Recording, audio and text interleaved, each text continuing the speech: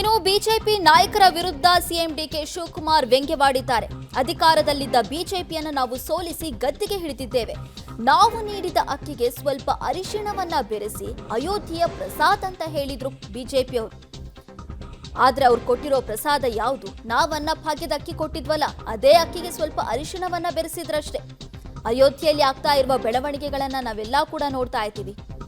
ದೇಣಿಗೆ ಹುಂಡಿ ಲೂಟಿಯಿಂದ ದೇಶದ ಜನತೆಯ ನಂಬಿಕೆಗೆ ದ್ರೋಹ ಆಗಿದೆ.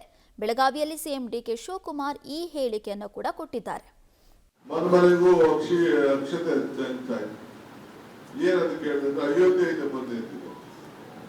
ಆಮೇಲೆ ನಾನು ಚೆಕ್ ಮಾಡ್ಬಿಟ್ಟು ಎಲ್ಲಿಂದ ಬಂದಪ್ಪ ಇದು ಅಂತ ಚೆಕ್ ಮಾಡಿದೆ.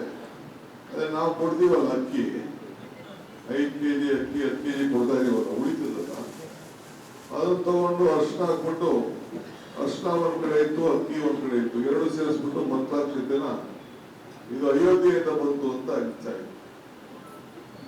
ಈಗ ನೀವೆಲ್ಲ ಟಿವಿ ನೋಡ್ತಾ ಇದ್ದೀರಿ, ದಿನ ನೀವೆಲ್ಲ ಇಟ್ಕಿಟ್ ಕಳ್ಸಿದ್ರಿ, ಪಾಪ ದುಡ್ಡು ಹಾಕಿದ್ರಿ, ಬೇಕಾದ ಶಾಖೆ ಕಟ್ಕೊಂಡು ಒಳ್ಳೇದಾಗ್ಲಿ ಅಂತ ಹೇಳಿ, ಏನೋ ಲಾಭದ ಹೆಸರಿಗಾಗ್ಲಿ ಅಂತ ಇಡೀ ದೇಶದ ಜನ ಉದ್ದಕ್ಕೂ ಕೂಡ ಬಹಳ ಭಕ್ತಿಯಿಂದ ಅವರು ಹಣವನ್ನ ಕೊಟ್ಟಿದ್ರು.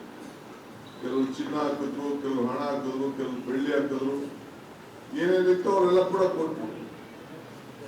ಇವತ್ತು ಏನ್ ಟಿವಿ ನಿಮ್ ಕಣ್ಣಲ್ಲಿ ನೋಡ್ತಾ ಇದ್ದೀರಿ, ನಾವ್ ಯಾರು ಹೇಳ್ತಾ ಇಲ್ಲ, ನಾವು ವಿರೋಧ ಪಾರ್ಟಿಯವರಾಗ್ಲಿ, ನಾವು ಇದನ್ನ ರಾಜಕೀಯ ನಾವೇನು ಆರೋಪವನ್ನು ನಾವು ಮಾಡ್ತಾ ಇಲ್ಲ.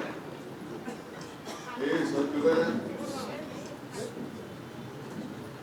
ನೀವು ಕಣ್ಣಲ್ಲಿ ಏನು ಟಿವಿ ನೋಡ್ತಾ ಇದ್ದೀರಿ, ಆ ಟಿವಿ ನೋಡ್ತಾ ಇರೋದು ಏನಾದ್ರು ಸುಳ್ಳಿದ್ಯಾ?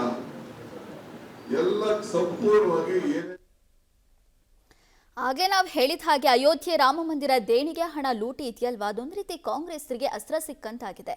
ನಾವು ಅನ್ನಭಾಗ್ಯ ಅಕ್ಕಿ ಕೊಡ್ತಿದ್ವಲ್ಲ, ಅದನ್ನೇ ನೀವು ಪ್ರಸಾದ್ ಅಂತ ಹೇಳಿ ಕೊಟ್ರಿ. ಆ ಪ್ರಸಾದ್ ಅಂತ ಕೊಟ್ಟಿದ್ದು ಯಾವಾಗ ರಾಮ ಮಂದಿರ ಉದ್ಘಾಟನೆ ಆಯಿತು ಅಲ್ವಾ, ಅವಾಗ ರಾಜ್ಯದ ಜನತೆಗೆ ಬಿಜೆಪಿಯವರು RSSನವರು ಪ್ರಸಾದ್ ಅಂತ ಹೇಳಿಬಿಟ್ಟು ಒಂದಿಷ್ಟು ಅಕ್ಕಿಯನ್ನ, ಮಂತ್ರಾಕ್ಷತೆಯನ್ನ ಎಲ್ಲರಿಗೂ ಕೂಡ ಹಂಚಿಕೆ ಮಾಡಿದ್ರು ಕಾರ್ಯಕರ್ತರು. ಅದನ್ನ ಈಗ ಕಾಂಗ್ರೆಸ್ ಸರ್ಕಾರ ಬಂದ ಮೇಲೆ ಸಿಎಂ ಡಿಕೆ ಶಿವಕುಮಾರ್ ಈ ರೀತಿ ವ್ಯಂಗ್ಯವಾಡ್ತಾ ಇದ್ದಾರೆ. ಈ ಬಗ್ಗೆ ಮತ್ತಷ್ಟು ಡೀಟೇಲ್ಸ್ ಕೊಡ್ತಾರೆ ನಮ್ಮ ಪ್ರತಿನಿಧಿ ದಿಲೀಪ್, ನಮ್ಮ ಜೊತೆ ಸಂಪರ್ಕದಲ್ಲಿದ್ದಾರೆ. ದಿಲೀಪ್, ನಾವು ಹೇಳ್ತಾ ಇರೋ ಹಾಗೇನೆ ರಾಮ ಮಂದಿರ ದೇಣಿಗೆ ಹಣ ಲೂಟಿದೆಯಲ್ವ, ಅದು ಕಾಂಗ್ರೆಸ್ಗೆ ಅಸ್ತ್ರವಾಗಿರೋದಂತೂ ಯಾವುದೇ ಕಾರಣಕ್ಕೂ ಸುಳ್ಳಲ್ಲ. ಖಂಡಿತವಾಗ್ಲೂ ಅದು ಅಸ್ತ್ರ ಸಿಕ್ಕಂತಾಗಿರೋದು ಹೌದು. ಬಟ್ ಈಗ ಡಿಕೆ ಶಿವಕುಮಾರ್ ಬೆಳಗಾವಿಯಲ್ಲಿ ಒಂದಿಷ್ಟು ಹೇಳಿಕೆಗಳನ್ನು ಕೊಟ್ಟಿದ್ದಾರೆ. ಏನಂದ್ರೆ ಇವತ್ತು ನೈನಾ, ಪ್ರಮುಖವಾಗಿ ಏನಂತಾರೆ, ಬೆಳಗಿಂದ ಅಧಿಕಾರಿಗಳ ಸಭೆ ಮಾಡಿದಂತ ಸಿಎಂ ಅವರು ಮಧ್ಯಾಹ್ನದ ನಂತರ ಅಂದ್ರೆ ಸಂಜೆ 5 ಗಂಟೆ ಹೊತ್ತಿಗೆ ಪತ್ರಿಕಾಗೋಷ್ಠಿಯನ್ನು ಮಾಡ್ತಾರೆ.